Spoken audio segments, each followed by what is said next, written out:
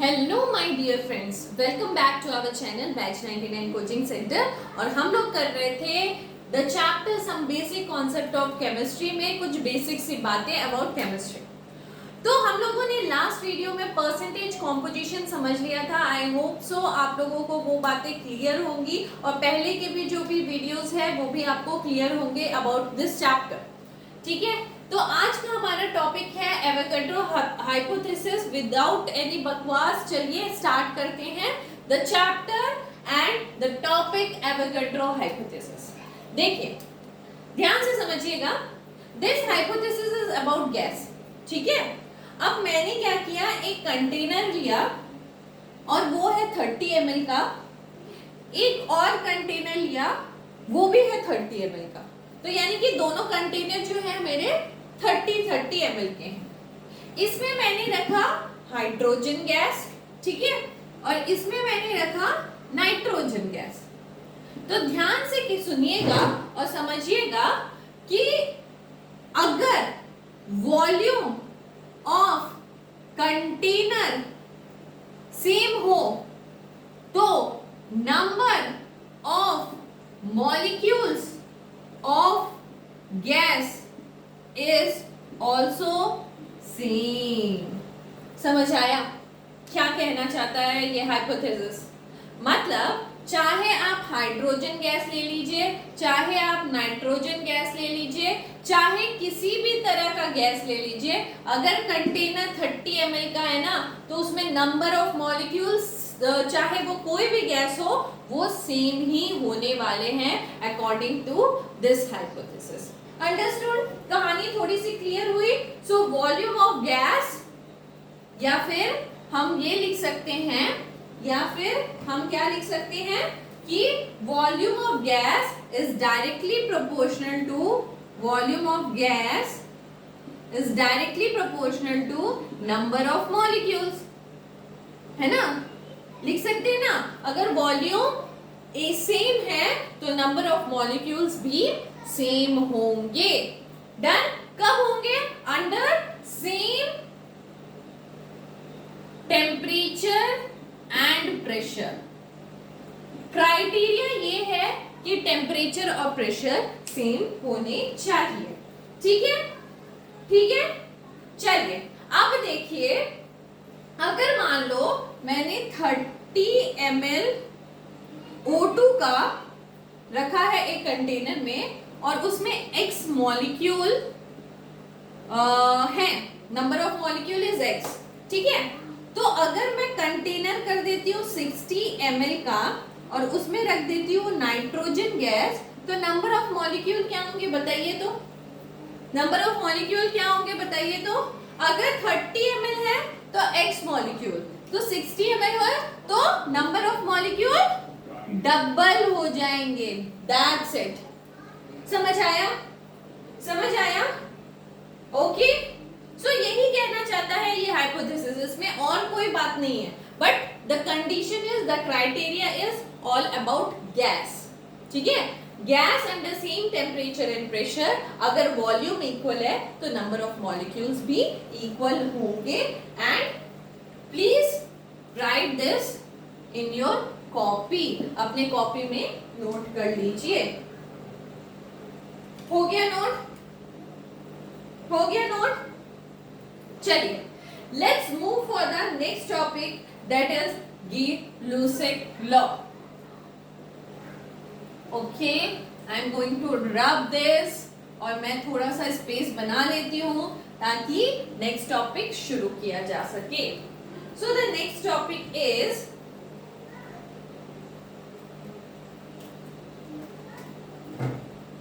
गी-लुसाक law. ठीक है, आप लोगों ने ये नाम पहले भी सुन चुका होगा और फिर से ये टॉपिक फिर से पढ़ा रहे हैं क्योंकि बेसिक कॉन्सेप्ट है ना। चलिए समझते हैं इस लॉ को।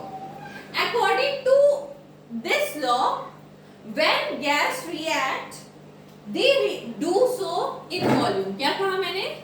According to this law, when gas react they do so in volume. मतलब मतलब इस सेंटेंस का मतलब, चलिए एक इक्वेशन लिखते हैं, H2 plus Cl2 gives out H2 plus Cl2 gives out, क्या गिव्स करेंगे, 2HCl, वेरी नाइस, 2HCl। चलिए H2 is a gas and, तो ये गैस और HCl is also गैस, है ना। तो कहानी ना सिर्फ और सिर्फ गैस के ऊपर ही चल रही है। तो क्या कहा, when gas react, जब गैस रिएक्ट करते हैं, they do so in volume, ये कैसे करते हैं, वॉल्यूम में। जैसे यहाँ पे 1 कुछ नहीं है मतलब 1 है, कुछ नहीं है मतलब 1 है ना। So we can say that 1 volume of H2 react with 1 volume of Cl2 to get 2 volume of HCl। कहानी यही थी, ठीक है, समझ आया। मतलब अगर मैं यहाँ पे लेती हूँ 100 ml ऑफ H2, तो वो रिएक्ट करेगा 100 ml ऑफ Cl2 और बनाएगा 200 ml ऑफ HCl। डन, समझ आया, कॉन्सेप्ट बन रहा है। मतलब एक वॉल्यूम अगर एक वॉल्यूम से रिएक्ट करता है तो 2 वॉल्यूम बनता है। तो यहाँ पे 100 ml से रिएक्ट करेगा तो 200 ml बनेगा। यही है गेल-ल्यूसिक लॉ ऑफ लॉ, ठीक है।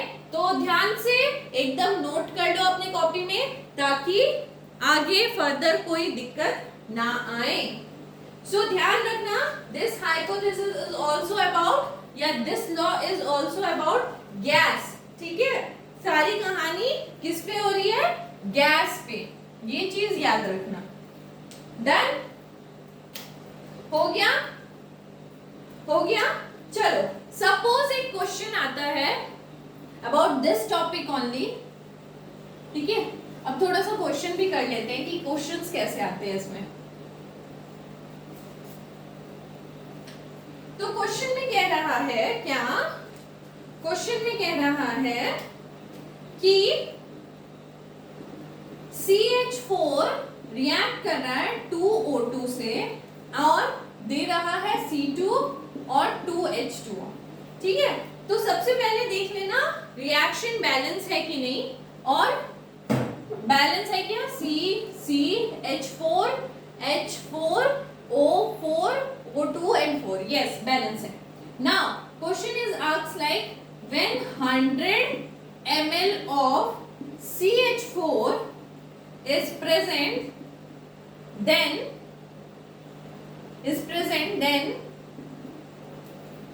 how much O2 is required। और दूसरा क्वेश्चन है how much CO2 is present, ठीक है। यार ये तो एकदम हलवा क्वेश्चन है, चलो फिर भी बनाते हैं, क्वेश्चन है तो बनाया जाए। तो क्वेश्चन पूछा है कि अगर 100 ml CH4 प्रेजेंट रहता है, देन कितना O2 की जरूरत होगी और कितना CO2 रिलीज होगा। तो सबसे पहले देखो कि कहानी जो था, गेल-ल्यूसिक लॉ जो था, that is all about gas.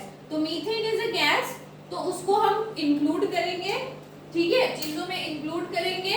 Oxygen is a gas, तो इसको हम इंक्लूड करेंगे। Carbon dioxide is a gas, हम इसको इंक्लूड करेंगे। और वाटर इज अ लिक्विड, तो हम इसको इंक्लूड नहीं करेंगे इस हाइपोथेसिस के अनुसार, ठीक है ना। 1 volume of methane is react with 2 volume of oxygen to give 1 volume of CO2, यही कॉन्सेप्ट है ना। 1 volume of CH4 is react with 2 volume of O2 and gives 1 volume of CO2। तो यहाँ पे क्या होगा, 1 वॉल्यूम मतलब अगर 100 ml है CH4, तो 100 ml CH4 react with 200 ml O2, है ना। Methane is react with 200 ml O2 to give कितना ml CO2, कितना ml, again 100 ml CO2। Volume से कंपेयर करो, देखो आंसर निकल गया। यही तो पूछा था ना फर्स्ट एंड सेकंड क्वेश्चन में, कोई दिक्कत, हलवा क्वेश्चन था एकदम। चलो थोड़ा क्वेश्चन का लेवल टफ किया जाए, ठीक है, क्वेश्चन का लेवल टफ किया जाए। मिटा लिए हम, okay okay okay. Now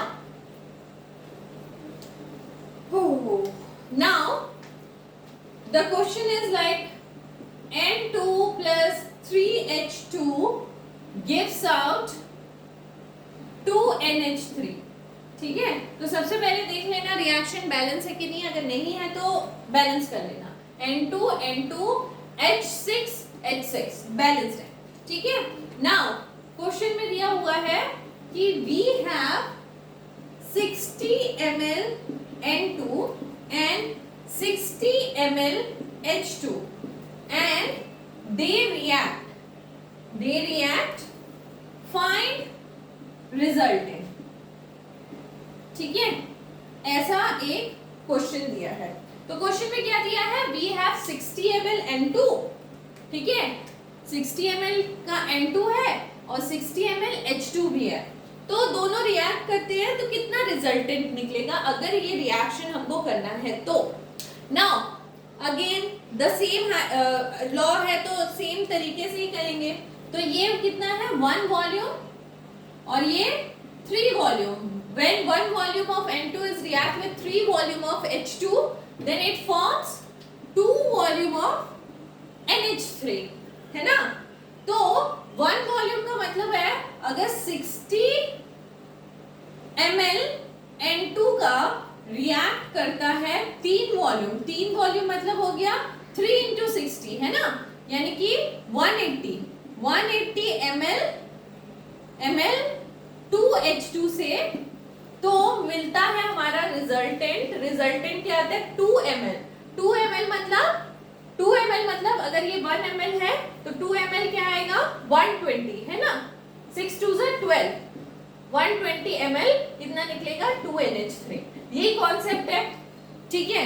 but ध्यान से देखना क्वेश्चन में, क्या हमारे पास H2 180 ml है, नहीं है ना, H2 180 ml है, नहीं है ना। तो गो फॉर द तरीका जो कि H2 हमारा जितना है ना उसी हिसाब से हम रिएक्शन को भी फिट कर लेते हैं। जैसे कि हमारे पास H2 कितना है, 60 ml, ठीक है। अगर हमको यहाँ पे 1 वॉल्यूम लेना है तो यहाँ पे 3 वॉल्यूम लेना है। तो अगर 3 को 1 करना है, 3 वॉल्यूम को 1 वॉल्यूम में कन्वर्ट करना है तो यहाँ पे कितना आएगा, 3 से डिवाइड कर दीजिए, 20 ml। तो यहाँ पे 20 ml N2 लेना पड़ेगा, यानी कि 20 ml अगर हम N2 रिएक्ट करेंगे कितने के साथ, H2 के साथ, तो क्या रिजल्टेंट आने वाला है हमारा, 2 ml NH3। तो व्हाट इज 2 ml NH3, तो 20 का 2 गुना यानी कि 40 ml। समझ आया, क्वेश्चन समझ आया। तो क्वेश्चन में क्या था, अकॉर्डिंग टू द क्वेश्चन मुझे वैल्यूज चेंज करना पड़ा। पहले था दिया हुआ था अगर 60 ml होता तो ये 3 गुना हो जाता तो 180 लगता, बट 180 तो हमारे पास क्वेश्चन में अवेलेबल ही नहीं है यार।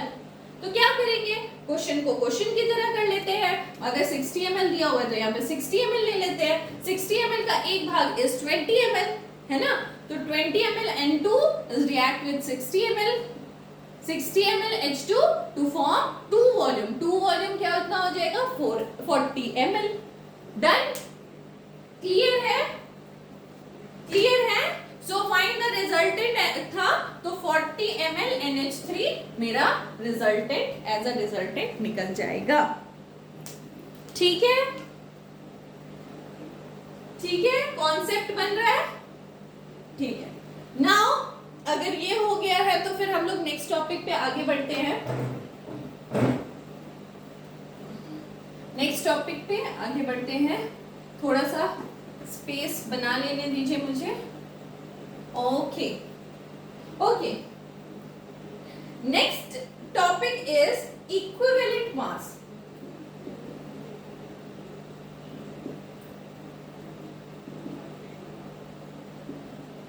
ठीक है, नेक्स्ट टॉपिक इज इक्विवेलेंट मास।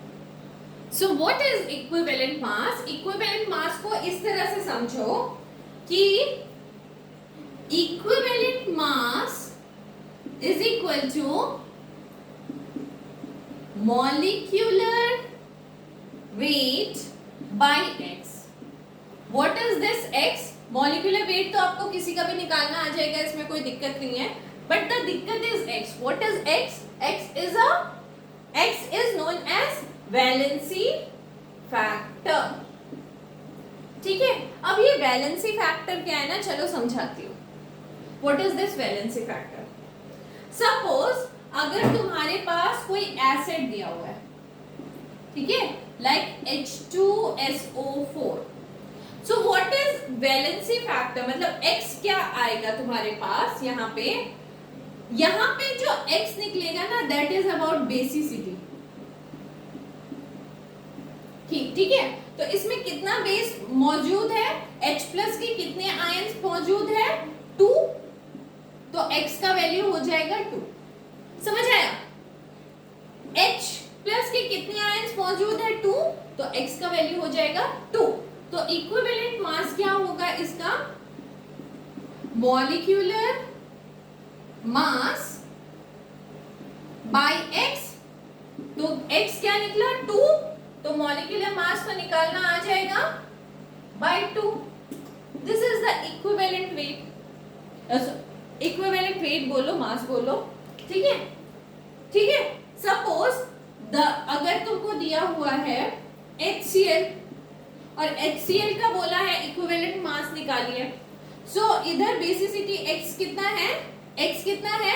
1 है ना. तो इक्विवेलेंट मास हो जाएगा molecular mass by x. So molecular mass तो अपने हम लोग आराम से निकाल लेंगे. बाय x क्या होगा? 1. ठीक है, this is the equivalent mass. यहां तक समझ आया? यहां तक समझ आया?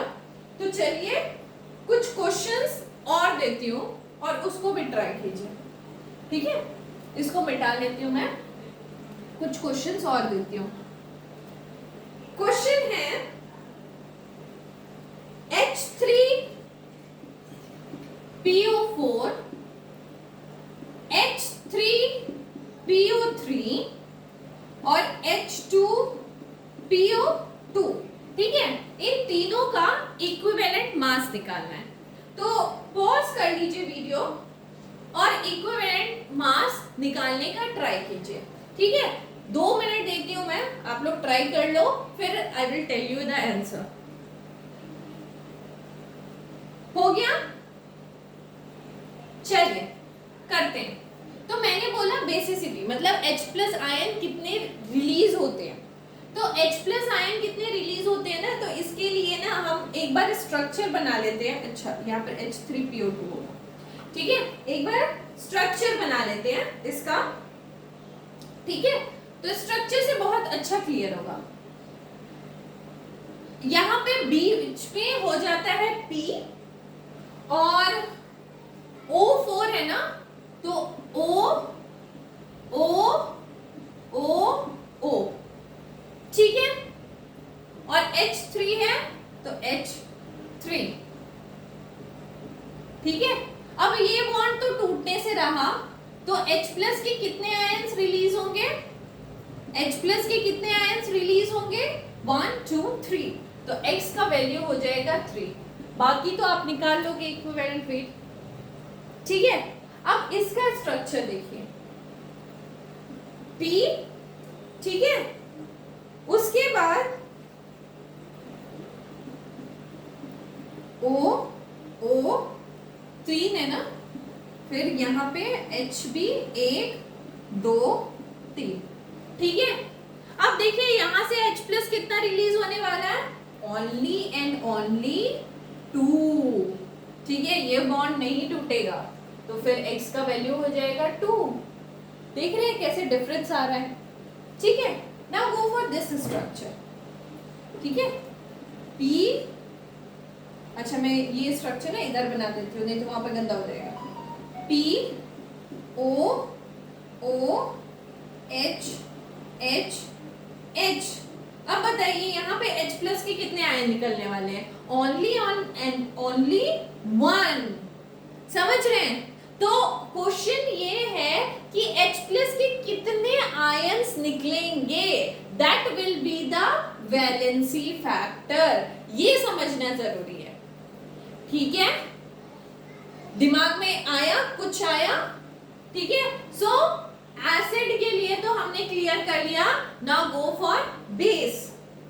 अगर बेस होता है तो क्या होगा? ठीक है,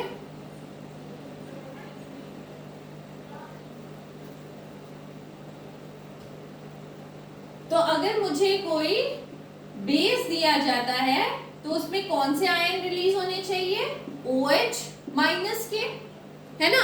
तो जितने OH माइनस रिलीज होगा वही मेरा वैलेंसी फैक्टर हो जाएगा, ठीक है? Like CaOH2। चलिए इसका बनाइए। अगर मैं पूछूं इक्विवेलेंट मास बताइए इसका, तो इक्विवेलेंट मास क्या हो जाएगा? Molecular weight by x। चलिए 2 मिनट पॉज कर लीजिए और बताइए। हो गया? हो गया? तो यहाँ पे कितने OH माइनस आयंस रिलीज होंगे? तो 2 होंगे। यस, तो molecular weight is equal to equivalent mass is equal to molecular weight by 2। ठीक है, क्लियर हो रहा है? क्लियर हो रहा है? ठीक है। और अगर हमारा एसिड हो गया, एसिड समझ गए? एसिड में क्या समझे हम? कितने H प्लस आयन रिलीज हो रहे हैं। बेस में हमने क्या समझा? कितने OH माइनस आयन रिलीज हो गए। तो चलिए लास्ट हमारा बचता है सॉल्ट। तो सॉल्ट में क्या लेंगे हम? सॉल्ट में लेंगे total positive charge on cation. क्या लेंगे? Total positive charge on cation. Cation पे कितना पॉजिटिव चार्ज है?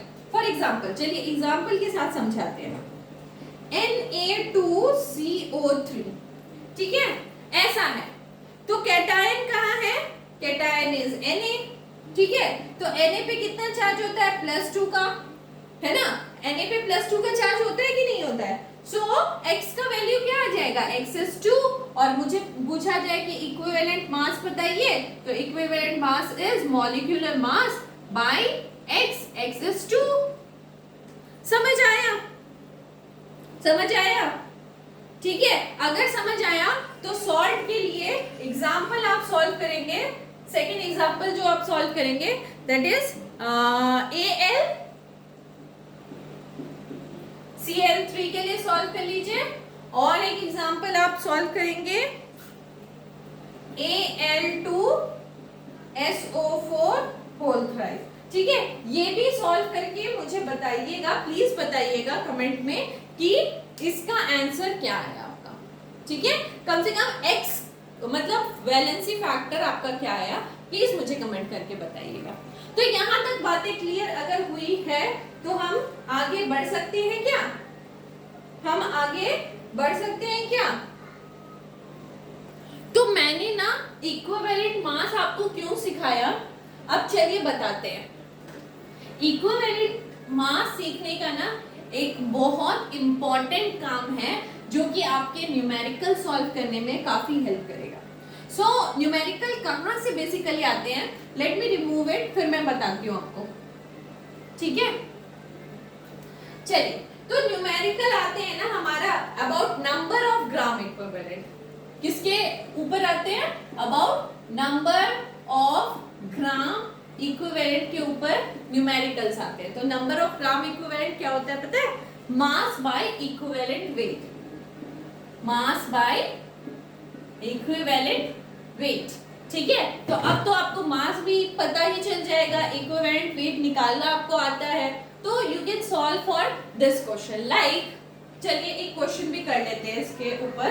तो क्वेश्चन है find number of gram equivalent present in पहला क्वेश्चन दिया है 0.4 ग्राम ऑफ NaOH एंड दूसरा क्वेश्चन दिया है आपको, दूसरा क्वेश्चन चलो मैं यहाँ लिख देती हूँ। दूसरा क्वेश्चन दिया है 0.98 ग्राम ऑफ H2SO4। एक क्वेश्चन मैं बनाऊंगी और एक क्वेश्चन आप बनाओगे, ठीक है। तो यहाँ पे हम कुछ कुछ बातें लिख देते हैं जो कि आपको इस क्वेश्चन को सॉल्व करने के लिए चाहिए होगा। That is molecular weight Na is 23, O is 16 and H is 11, H is 1, 11 बोल रही हूँ, ठीक है। ये सॉल्व करने के लिए आपको चाहिए होगा, इसलिए मैंने लिख दिया, ठीक है। चलिए आइए सॉल्व करते हैं। तो क्या निकालना है, नंबर ऑफ ग्राम इक्विवेलेंट। तो नंबर ऑफ ग्राम इक्विवेलेंट निकालना है, तो चलिए फॉर्मूला लगा लेते हैं। Number of gram equivalent is equal to mass by equivalent weight. तो सबसे पहले हम क्या निकाल लेते हैं, इक्विवेलेंट वेट क्या है। तो ये है NaOH, NaOH। तो इसमें एक्स फैक्टर क्या होगा, कितने OH आयन रिलीज होंगे, एक, ठीक है। तो इक्विवेलेंट वेट निकाल लीजिए। इक्विवेलेंट वेट क्या था हमारा, याद कीजिए, मॉलिक्यूलर मास बाय एक्स, है ना। सो मॉलिक्यूलर मास आपका निकल जाएगा वहां से, Na is 23, O is 16 plus 1 by x कितना आएगा, XOH एक निकलेगा ना, तो एक, ठीक है। इसको आप सॉल्व करोगे, द आंसर इज 6 7 8 9 10 40, ठीक है। The answer is 40, 40 by 1 is 40। बस पुट कर दीजिए यहाँ पे वैल्यू। इक्विवेलेंट वेट का मास कितना है, 0.4 बाय 40, है ना। तो ये गया, ये 0 आया, ये कट गया, 100, 0.01, ठीक है, 0.01 ग्राम इक्विवेलेंट, ठीक है। अगर आपको ये समझ आया है तो गो फॉर दिस क्वेश्चन, इसको भी सॉल्व कीजिए और मुझे कमेंट बॉक्स पे आंसर पक्का लिखिए, ठीक है। तो यहाँ तक बात क्लियर हो गई कि ग्राम इक्विवेलेंट क्या होता है। तो आई थिंक कि हमने चैप्टर कंप्लीट कर लिया है, some basic concept of chemistry. इसमें कोई भी टॉपिक अभी मुझे नहीं नजर आ रहा कि कुछ रेस्ट बचा है। If you have any points की जो कि बच गया है तो प्लीज कमेंट सेक्शन पे लिखिए, ताकि मैं उसके ऊपर भी वीडियो बना पाऊँ और आप लोगों की हेल्प कर पाऊँ। So thank you very much, chapter complete हो गया है, that's it, okay, bye bye.